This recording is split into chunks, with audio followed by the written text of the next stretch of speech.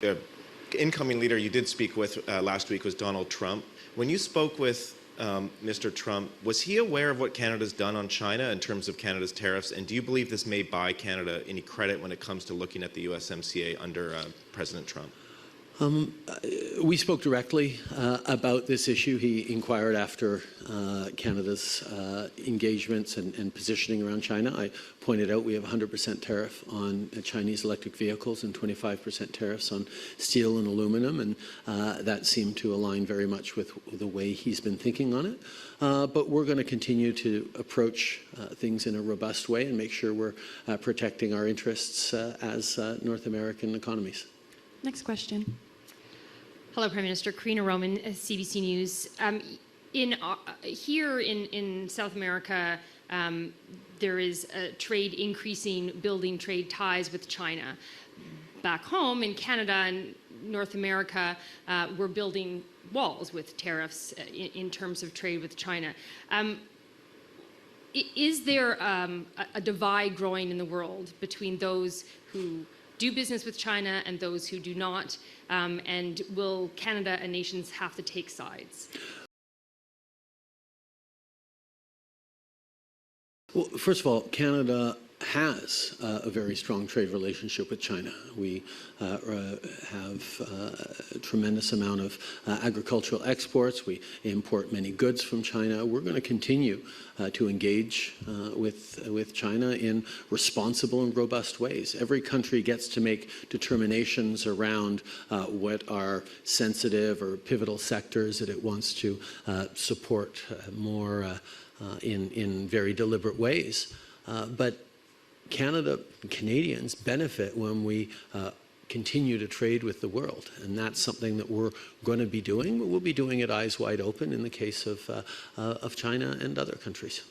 And on another note, we have asked you lots of questions about Trump and what impact his impending presidency has on nations and the conversations here. Is there something you can tell us about the feeling perhaps of urgency or of minds more focused at this summit and in the next 2 months to sort of get things done and get things in place before he takes over? I think there probably are elements of you know, accelerating certain things in the coming months for some, but for the most part, people are being thoughtful about how to position themselves over the coming years in a way that's going to be constructive, beneficial for them, and create opportunities for all their trading partners, including with the United States. It's an approach that is perhaps a little less surprised or anxious than it was 8 years ago when Donald Trump was first elected. I think people know a little more about what to expect and are leaning on examples of countries like Canada that managed to navigate successfully through win-win renegotiations of our most important trade deal as examples of the kinds of constructive work that we can do to grow the economy and benefit citizens in our countries. Glenn McGregor, City News. You referred in your opening remarks to exports of Canadian nuclear reactors. You were asked yesterday at the CEO event about how you felt about building more nuclear reactors for domestic use in Canada. Your response wasn't really clear to me. Could you maybe elaborate about how you feel about provincial governments increasing the number of nuclear facilities? I think we are going to need significantly more baseload power in Canada if we're going to continue to draw in the kind of global investment we've been able to draw in around the world. Canada has increased its foreign direct investment by 60% since 2015. Last year, we were the third destination country in the world for foreign direct investment, which means we were #1 per capita in the G20.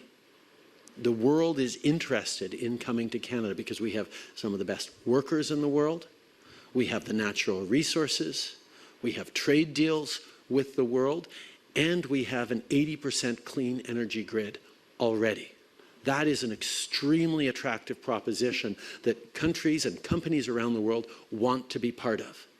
But as we're drawing in these significant investments, whether it's Honda or Volkswagen or mining interests like Rio Tinto or others that are building up so much of our capacity to deliver to partners what the world needs from reliable, trustworthy sources, we're going to need more power. And we need that power to be as low emission as possible. Yes, we're phasing out our coal-fired power plants. We're looking for CCUS around our natural gas to abate the production. We're developing hydrogen solutions. We're investing in wind and solar and all sorts of different solutions. But we're going to need nuclear to be part of the mix. And I'm busy pitching nuclear energy around the world, have been for a number of years, which resulted in deals with Romania, not with just 2 new CANDU reactors, but refurbishing a number of existing reactors to extend their life. There is a real opportunity for Canada with both a vibrant nuclear industry that's innovating around small and modular reactors in a number of provinces, that's got a reliable source of uranium in Saskatchewan, that the world is looking to replace the Russian supply chains that are now uncertain for many. And people know that even though nuclear does come with real challenges, significant expense, long lead time to build them, if we want to keep drawing in investments and create opportunities for Canadian jobs, nuclear is going to have to be part of the mix. And I'm excited about that. I'm excited about the opportunities, and we're going to continue working with provinces. But it's not the federal government that decides where and when one builds power generation. But I can tell you I've had many conversations with a number of provinces about nuclear being a solution, particularly in places where there is no hydroelectricity or hydroelectricity capacity is pretty close to maxed out. Looking ahead to Rio and the uncertainty